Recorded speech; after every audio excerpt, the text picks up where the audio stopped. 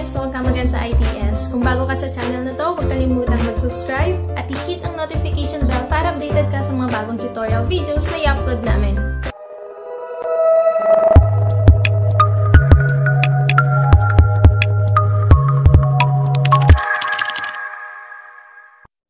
Nalilito ka ba kung anong gamit ng mga to?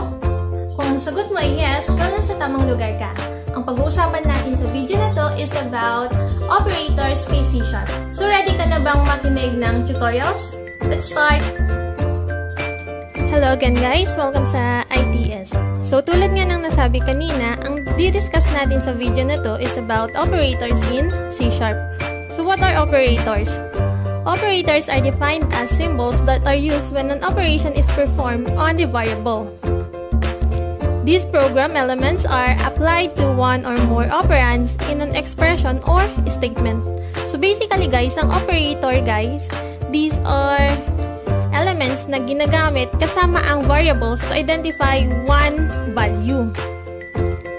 Operators can be categorized into two. Meron tayong unary and binary operators. So ano nga ba yung unary operator? Unary operator take one operand such as the increment operator or yung plus plus. We have an example of a plus plus. While binary operators take two operands such as arithmetic operators na plus, minus, multiply, and divide. An example of that is a equals to a plus 1. So pag sinabi nating unary operator, one operand lang po yan. Ibig sabihin, isa lang po yung gagamitin natin na operand. For example, yung a++, meron lang tayo nung a na variable. Doon naman sa binary operator, ang isipin nyo lang dyan guys is two operands. So, tignan natin yung example, we have a and 1. Yun po yung operand niya, kaya siya tinawag na binary. So we have here the common operators na ginagamit kay C#. We have arithmetic operators, relational operator, logical operator, and assignment operators. Let's start with arithmetic operator. Arithmetic operator are used for basic mathematical calculation. So we have here examples of arithmetic operators. Nandyan po si addition, subtraction, multiplication, and division. Yan po yung mga basic na ginagamit natin noon pa dun sa math computations natin or equations. Ang bago siguro dito sa atin, we have the modulus, increment, and decrement. So we have here examples of arithmetic operators. So guys, try nyo sagutan yung addition hanggang modulus. So, yung answer po dyan guys, for the addition of course, we have 7. Subtraction, that is 3. Multiplication, we have 10. Division, we have 2. And modulus, 1.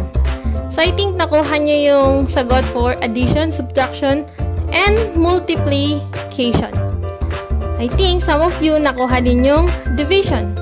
So, yung arithmetic operator guys, common na sa atin yan, ginagamit natin noon pa dun sa mga mathematical equations natin.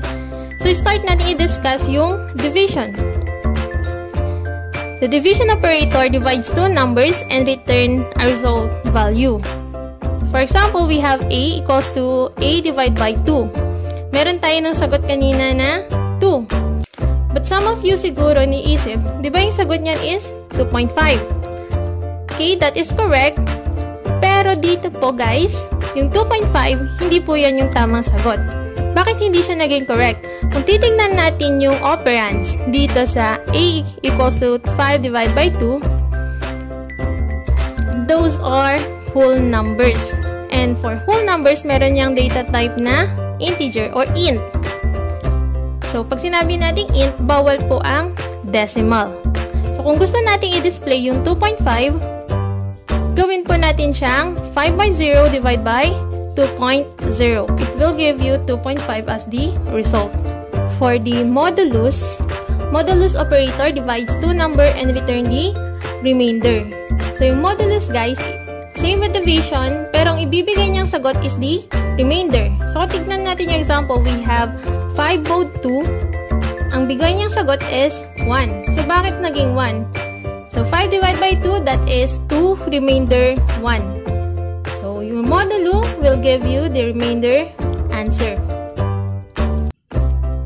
The next, we have the increment or yung plus plus. Increment operator increase the integer value by 1. So, for example, we have a equals to 5. The value of a is 5. And we have a plus plus, it will give you 6. Then, decrement or the minus minus, just the opposite of increment, decrease the value by 1. Okay, so for example, we have a equals to 5, then a minus minus, that is 4. The next, we have relational operator. Used to compare two values to see whether the value are equal or one value is greater or lesser than the other. Returns a boolean true or false. Okay, so yung relational operator guys, ginagamit sa conditions or decisions. So these are examples of relational operator. We have less than or equal. So yung nakikita din natin noon sa mathematical equations natin. So, bago dito, we have the equal to, which is double equal and not equal. Relational operator, guys, ang binibigay naman niyang answer or sagot is true or false. Then next, we have the logical operator. Logical operators are additional operators used to return Boolean values. Same with relational operator, but we need to make more than one comparison before a decision which numerical comparison numerator cannot handle one. An example of that, guys, is gusto mong compare si x kay y and compare mo again si x kay z. Okay? So that is two comparison. Kaya gagamitan natin siya ng logical operators. So ano nga ba yung mga logical operators? We have the and, or, and not. Pero yung mga symbols po nila, for the end, we have the ampersand, or we have the symbol na dalawang line, and not is the exclamatory symbol. Yung and or, ginagamitan niya ng truth table, which will be discussed sa mga next tutorial videos natin. So don't forget to subscribe and hit the notification bell para ma-notify kayo kung meron na yung video. While the not operator, i-reverse niya po yung value. For example, the value or the answer is true, gagawin niya pong false. Try to do this code. We have int a equals to 5, then b equals to 2. For the relational operator, we have bool equals a greater than b. So, tignan nyo guys, we have bool na ginamit natin for the x because it will provide you true or false value. The next, we have bool y equals to a not equal to 5 and b less than 5. That is an example of logical operator. Okay, so bool din ulit guys yung ginamit natin as a data type kay y because it will provide you true or false. Okay, so now let's try to print the value of x. It will display false because a, that is 5, less than b, that is 2, 5 less than 2 is false. Then let's print the value of y. It will give you false. So paano siya naging false? I-zoom natin yung code para kay y. We have this. Observe the value. We have a not equal to 5. The value of a is 5. So 5 not equal to 5, that is false. And b less than 5, 2 less than 5, that is true. False and true, it will give you false. Okay, so paano siya naging ganun? Meron na naman po tayo nung truth table. The next, we have the assignment operator. Almost as common as arithmetic operator. Parati natin itong nakikita kasama ni arithmetic operator.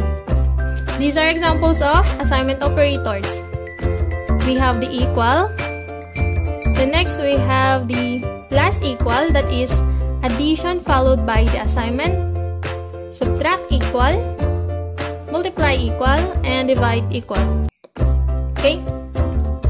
So we have here the examples. We have here a equals to 1, that is an example of assignment operator, and a plus equals to, same with a equals to a plus 2, and a minus equals 2, that is the same with a equals to a minus 2, and same with the others.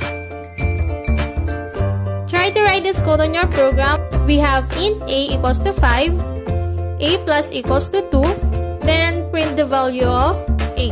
It will give you the answer of 7. So, paano siya naging 7? Kasi we have a plus equals to, same with a equals to a plus 2. And what is the value of a? That is 5. So, 5 plus 2, it will give you 7. So, that's it guys. Sana may natutunan kayo sa video na to. And don't forget to like kung nagustuhan nyo to, and i-share nyo na rin sa mga kaibigan nyo para matuto din sila. And for those na gustong magpa-shoutout dun sa next video, mag-comment lang kayo and lagyan nyo siya ng hashtag #ITSInfoTechSkills. Okay, so that's it guys. Don't forget to subscribe, hit the notification bell for more updated videos.